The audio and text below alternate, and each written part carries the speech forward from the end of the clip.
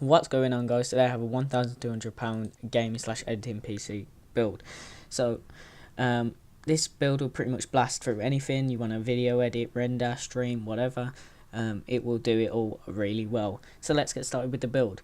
So first of all, we have the Intel Core i7-4770K. It's an i7 processor, so we're going to get the 4 cores and 8 threads. The 8 threads is which is going to improve rendering times and streaming and things like that. So if you do want to stream gameplay, you will be able to do it really well with this processor. Now it's a 4770K, so it's the Haswell latest generation, and yeah, it's got 8 megs of cache, so that's good. It's also overclockable, so we'll be able to get this 4.5 gigahertz, somewhere around there, and that will improve gaming by a few FPS. You won't really notice it gaming, but you will in things like video editing and stuff like that. It'll be a lot quicker if you do overclock, and that's really the aim in this build.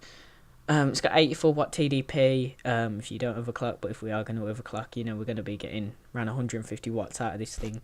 But the power supply will be able to handle it. So for the CPU cooler, which we're going to use to cool this, is a Corsair H80i. Liquid coolant, it's all in one, so you don't have to worry about buying all the separate parts. Just buy this and you can mount it to the back of the case on your CPU, and it's going to be great. You're going to get decent overclocks of 4.5 gigahertz, as I said, and it's quiet. So if you do want a quiet rig, if you're going to be recording videos, things like that, you will want them. And yeah, it's a really good CPU cooler for the money. So for the motherboard, I come for an MSI Z87GD65. It's an ATX board. It has well supported, so it's going to support our i7. It's got 4 USB 3 ports, 8 SATA 360 bit of second ports, so we're going to be able to plug in 8 drives. But in this build, we're only going to be using 2, and we can overclock our CPU. And with MSI boards, you get OC Genie, so you can basically overclock in one click. And it will do it all for you. So if you're worried about getting something wrong, you will just be able to use OC Genie and do it like that. And also it does have a red and black colour scheme, which was really what we're going to be going for in this build. And yeah, let's get onto the RAM. So for the RAM, we've gone for some Kingston HyperX Red. This is pretty much standard stuff. It's DDR3 1600 MHz. It's a dual channel kit, so we will be able to get dual channel performance, which is better than one 8GB stick, but we've got two 4GB sticks here. It's overclockable, so you can overclock the RAM. It won't really help in anything, you just might notice a bit more snappier performance. It is overclockable, but there's not much point in it. And it's also red, so we'll go with the red and black colour scheme we're going to be going with. So for the next part, pretty much the main part in this build, we have an MSI GTX 780 Twin Frozer. This is an MSI card.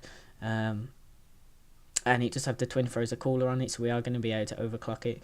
But anyway, this card does support, does have two DVI-D ports, a HDMI and a display port, so we will be able to run 4 monitors off this card if we so wish.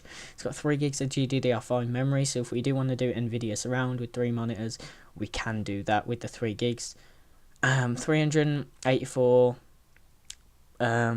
bit card, and it's also SLI ready. And if I didn't mention already, the motherboard is SLI ready as well, so if you do want to put a pair of these in SLI in the future, they will perform absolutely amazingly, and that's really good price at only £380. So for the first hard drive, we're going for a Samsung 840 EVO 120GB. This is going to be just for your OS and main programs. Just install, if you're a big video editor, you can install Sony Vegas on here, Photoshop, and your OS and all updates. But with all the other files, we'll go on the other drive. But anyway, with this drive, you're going to be expecting up to 530 megabits per second read speed and 520 megabits per second write speed, and it will boot up Windows really fast. And it's really good to have an SSD, and once you have one, you never want to go back, and you're just really going to notice the really quick performance. And anyway, that's great at only £74. So for the main hard drive, well, not the main hard drive, secondary hard drive, just to store our pictures and stuff, we're going for a 2TB Seagate Barracuda. This is just for all our other files, so videos, things like that. It's got 64 megs of cache, so that's plenty. 7200 RPM, so it's pretty much standard speed. And plenty of space for pictures, music, videos, and you could also use it as Fraps drive as well if you do want to record. As you know, the Fraps files do get pretty large, and yeah, it's really good price for this drive, £60. Now for the case, I've gone for a Fractal Design Define R4. Excuse the dodgy picture, I did try and do best job as I can. It's a great case for the money. It's got loads of hard drive bays, so you can fit up to 8 hard drives in there if you so wish.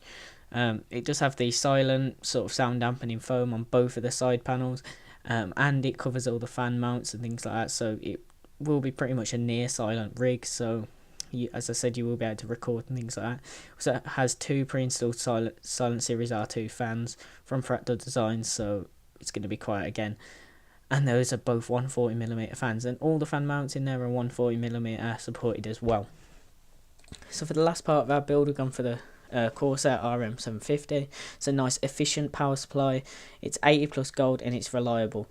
It's also modular, which I forgot to put in there, but so what modular means you'll be able to only plug in the cables you need, and yeah, it's 80 plus gold, so it's efficient and it will save money on the power bill.